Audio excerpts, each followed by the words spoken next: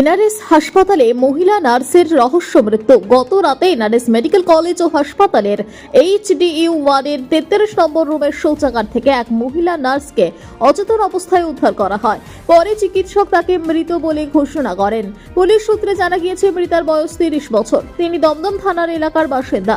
12 August রাত্রি 8টা থেকে তার নাইট শিফট ডিউটি ছিল। রাত 10:20 নাগাদ তিনি শৌচাগারে যান। প্রায় 10:27 ফিরে না আসায় সহকর্মীরা তাকে ডাকাডাকি করেন। কোনো সাড়া না মেলায় শৌচাগারের দরজা ভেঙে ভেতরে ঢোকেন দুই নার্স, শামসের আলম ও শ্রেয়া গাইরি। সেখানেই ওই নার্সকে অচেতন অবস্থায় পড়ে থাকতে দেখা যায়।